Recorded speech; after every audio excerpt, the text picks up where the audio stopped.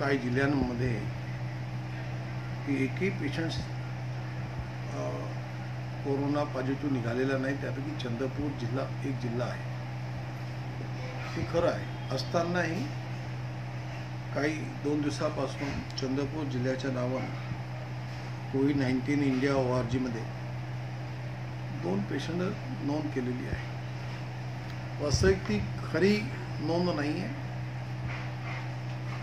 चंद्रपूर जिल्ह्यातील सर्व अधिकारी, जिल्हा अधिकाऱ्यांच्या नेतृत्वामध्ये आरोग्य अधिकारी, पोलीस अधिकारी, महसूलचे अधिकारी, नगरपालिका, महानगरपालिका, ग्रामपंचायतीपासून जिल्हा परिषदेचे अधिकारीसुद्धा, कर्मचारीसुद्धा मनापासून काम करत असताना आणि चंद्रपूर जिल्ह्यात एकही पेशंट या क्षणापर्यंत सापडला नाही. जे पेशंट 2 दाखवत आहेत त्याची माहिती सगळ्यांना असतानाही की जे इंडोनेशियातून ही मंडळी भारतात आल्यावर एअरपोर्टवर त्यांना तपासणी करताना संशयित रुग्ण म्हणून नागपूरला तपासणी झाली. त्यांना नागपूरला तपासणी करून ते पॉझिटिव्ह पेशंट निघाले आणि ते नागपूरला तेव्हापासून ॲडमिट आहेत. त्यांचा ॲड्रेस चंद्रपूर आहे, पण ते चंद्रपूरमध्ये ते बाधित नव्हते. जे जेव्हा इथून इंडोनेशियाला गेले ते बाधित नव्हते. त्यांचं कोणतेही उपचार चंद्रपुरात झालेले नाही. हे स्पष्ट असतानाही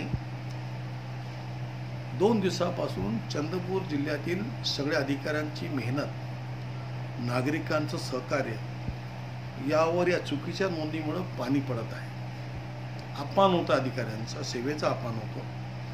म्हणून या चंद्रपूरच्या नावानं जे India.org मध्ये जी 2 नावं दाखवल्या जात आहेत ती ताबडतोब डिलीट करण्याकरता मी मुख्यमंत्री महोदयांना, आरोग्यमंत्र्यांना विनंती केलेली आहे. आणि ते अभ्यास करून त्यांना डिलीट केलं पाहिजे. अपमान केला नाही पाहिजे अधिकाऱ्यांच्या सेवेचा.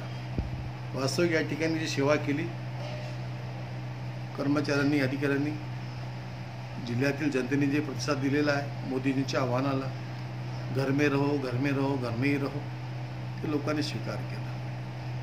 त्याचं बक्षीस मिळालं नाही, अपमानित करण्यात आलेलं आहे. ताबडतोब मुख्यमंत्री महोदयांनी दखल घ्यावी त्यात आणि हे 2 नावं जी चंद्रपूरच्या नावानं आहेत त्यांना इतर खात्यात टाकावी. नका नागपूरच्या नावानं टाका, पण चंद्रपूरच्या नावानं नका टाकू ही विनंती केलेली आहे. आणि चंद्रपूर जिल्ह्यातील जे ग्रीन झोन आहे तो ग्रीन झोन ठेवण्याकरता अधिकाऱ्यांनी, जनतेने चंग बांधलेला आहे. त्याला आपण प्रोत्साहन करावं ही विनंती करतो.